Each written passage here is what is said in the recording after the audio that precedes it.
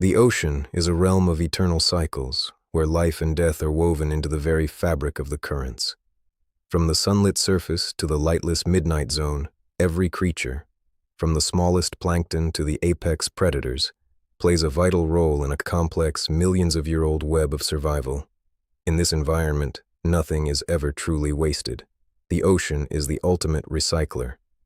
But when human disaster strikes, when a vessel of steel and fire descends into this blue desert, the ocean responds with a speed and efficiency that is as terrifying as it is natural.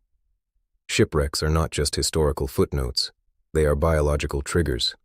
They release unique chemical signatures, low-frequency vibrations, and organic matter that call out to the ocean's most elite specialists. These are the reclaimers of the abyss.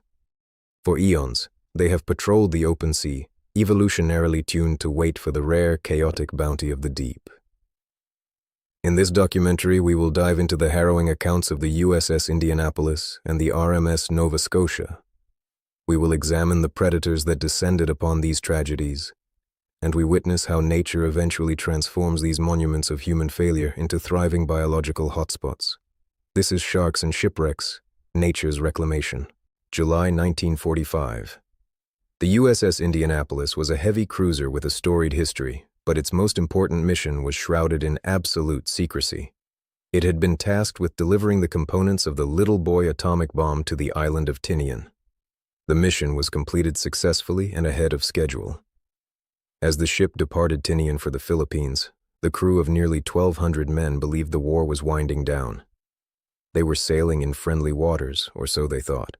Captain McVeigh was not informed of submarine activity in the area, and the ship was sailing without an escort. It was a fatal oversight. In the moonlit silence of the Philippine Sea, a Japanese submarine, the I-58, was waiting.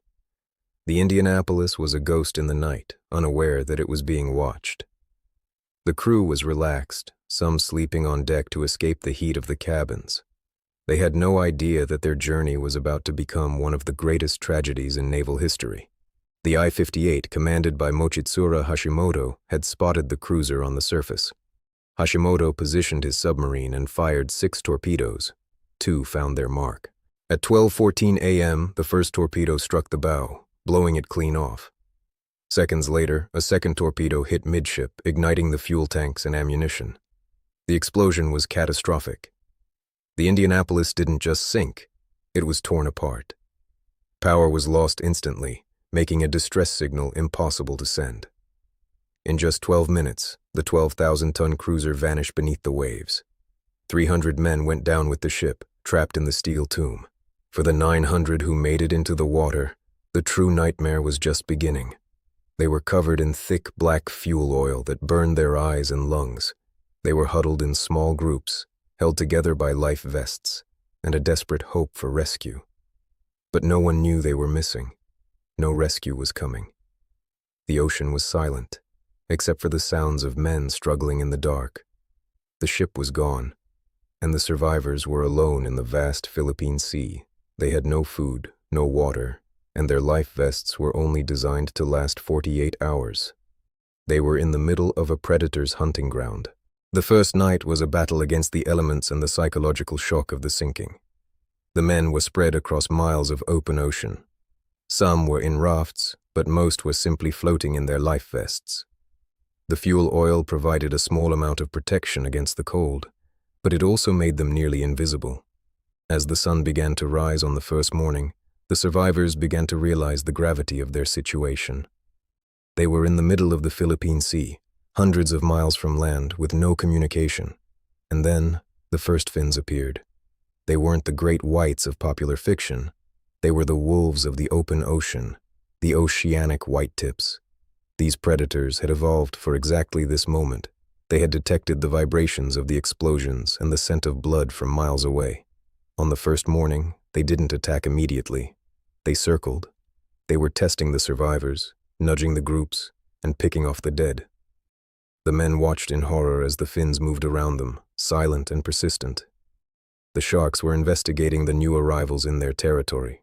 Oceanic whitetips are the ultimate scavengers of the open sea. In the blue desert, food is a rare luxury. and these sharks have evolved to investigate any disturbance. They are characterized by their persistence and their complete lack of fear. As the second day began, their behavior changed. The sharks became bolder. Survivors recalled the terrifying sight of a fin moving rapidly toward a group, followed by a sudden scream and a reddish cloud in the water. The sharks weren't just scavenging, they were hunting. The men formed tight circles, kicking and splashing to drive the predators away, but the sharks were tireless. They were the guardians of this abyss, and they were claiming their prize. For 4 days, the survivors fought exposure, dehydration, and the sharks. The predators picked off the weak and those who drifted away from the group. Men watched as their friends were taken in a flash of white and gray. The psychological toll was as great as the physical one. The constant fear of what was beneath them was a form of torture that lasted for 96 hours. The ocean had become a scene of primal predation. It wasn't just a disaster, it was a reclamation. By the 3rd day, the survivors were facing a new enemy: saltwater madness. Dehydrated and delirious, some men began to drink the seawater, which only accelerated their decline. Hallucinations were rampant.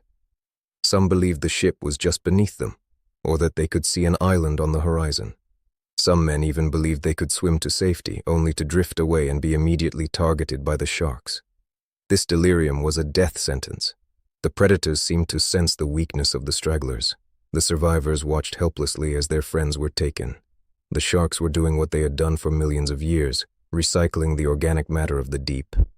By the 4th day, the groups were smaller, the men were weaker, and the sharks were everywhere. They were waiting for the inevitable.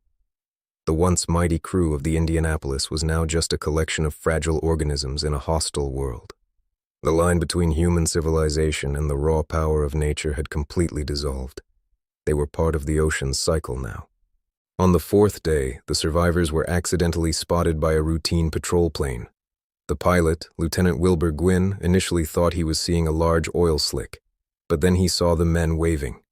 The rescue operation that followed was one of the most desperate in naval history. Ships and planes were diverted to the area, and the first rescuers were horrified by what they found. The sea was filled with empty life vests and the remains of those who hadn't survived. Of the 900 men who went into the water, only 317 were pulled out alive. The toll was staggering. While exposure and dehydration were the primary killers, it is estimated that between 50 and 150 men were lost specifically to shark attacks. The story of the Indianapolis would become a legend of the sea, a reminder of the raw power of the ocean. Captain McVeigh would eventually face a court-martial, the only captain in U.S. history to be court-martialed for losing a ship in wartime. It was a final, tragic footnote to an already horrific story. While the Indianapolis is the most famous account of shark predation at a shipwreck, it was not the only one. 3 years earlier, in the Indian Ocean, a similar tragedy unfolded. The British troop ship RMS Nova Scotia was torpedoed by a German U-boat off the coast of South Africa. The ship was carrying over 1,000 people, including Italian prisoners of war. It sank in less than 10 minutes. Just like the Indianapolis, hundreds of survivors were left adrift in shark-infested waters. The account of the sinking is harrowing. Survivors described a feeding frenzy as sharks attacked the groups of men in the water. A Portuguese frigate, the Afonso de Albuquerque, arrived a day later to find the sea covered in floating corpses. Out of over 1,000 people, only 192 survived. The sharks had claimed over 800 lives. It remains one of the most significant and forgotten maritime disasters of World War II, a testament to the fact that the ocean's predators do not care for human borders or wars. They only care for the cycle of life and death. Why are these predators so efficient? To understand the reclamation of these disasters, we must understand the biology of the oceanic whitetip. Known as the wolves of the ocean, they are built for the blue desert. Their long, wing-like pectoral fins allow them to glide for hours with minimal effort, conserving energy in an environment where food is rare. They possess a sensory system that is nothing short of miraculous. They can detect the low-frequency vibrations of a ship in distress from miles away. Their sense of smell is so acute that they can track a single drop of blood through the currents. Their eyes are designed to see in the dim light of the deep, and they have an electrosensory system that can detect the tiny electrical signals of a beating heart. They are persistent, curious, and opportunistic. They are not mindless killers. They are the ocean's most successful survivalists. They have survived for millions of years by being the ultimate recyclers of the deep. They are the reclaimers of the abyss, the guardians of the blue desert. In the deep ocean, nothing is ever truly lost. The physical remains of human disaster are integrated into the ecosystem. Within days, the sharks and other scavengers reclaim the organic material. Within years, the rusted steel of the ship becomes a hard substrate for life to take hold. Coral, sponges, and anemones colonize the hull, transforming a monument of failure into a thriving artificial reef. Today, the wrecks of the Indianapolis and the Nova Scotia are biological hotspots. They support thousands of species, from tiny plankton to the apex predators that once patrolled the survivors. These wrecks have become part of the geological and biological record of the sea. Life eventually triumphs over the tragedy, and the ocean heals its wounds. The ships are no longer just ruins. They are nurseries for new life. The steel that once carried men to war now carries the ocean's future. The transformation is slow, but it is absolute. The reclamation is complete. The reclamation process leaves a permanent record on the remains of the disaster. Forensic studies on recovered skeletal remains from modern-day shipwrecks and air crashes show distinctive indicators of shark scavenging.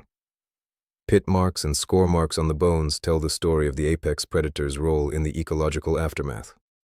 These marks are not just signs of predation, they are signs of a functioning ecosystem. The sharks are doing their job, the job they have done for eons. They are the ultimate recyclers, ensuring that every bit of organic matter is returned to the food web. This process is grim to our human eyes, but it is essential for the health of the ocean. By reclaiming the remains of our tragedies, the sharks are maintaining the balance of the deep. They are the forensic scientists of the sea, leaving their mark on the history of the abyss.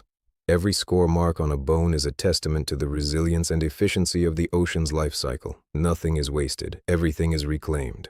In recent years, modern technology has allowed us to revisit these sites of tragedy.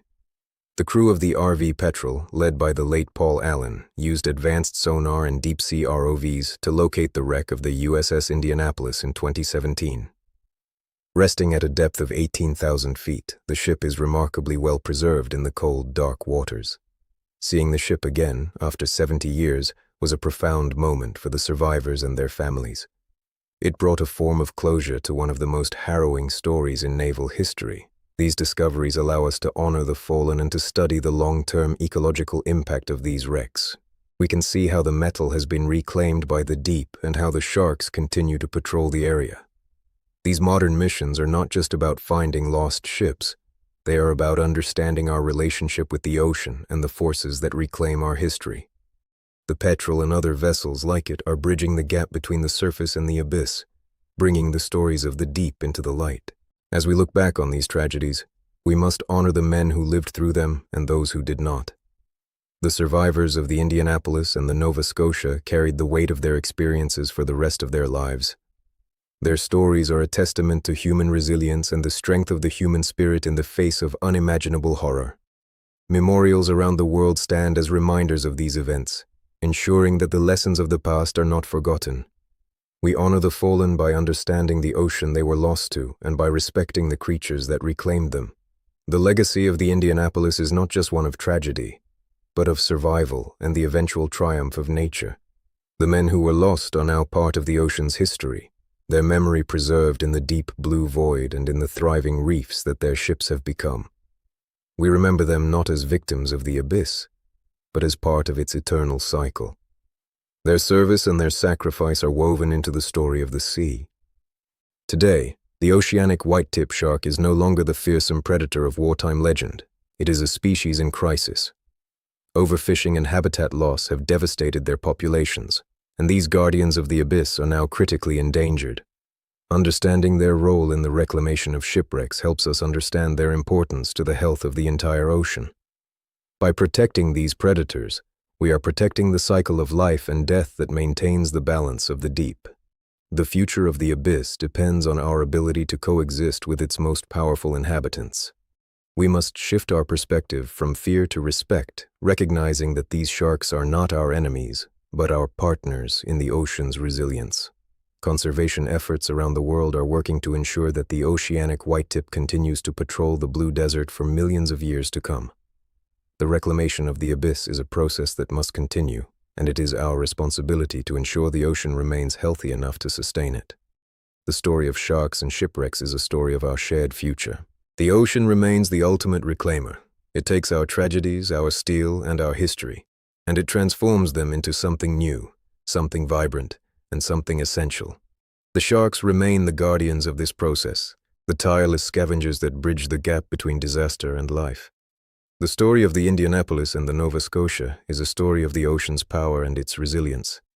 It is a reminder that we are part of a larger cycle, a web of life that has existed long before us and will continue long after we are gone. As the sun sets on these stories of the deep, we are left with a sense of awe and respect for the abyss.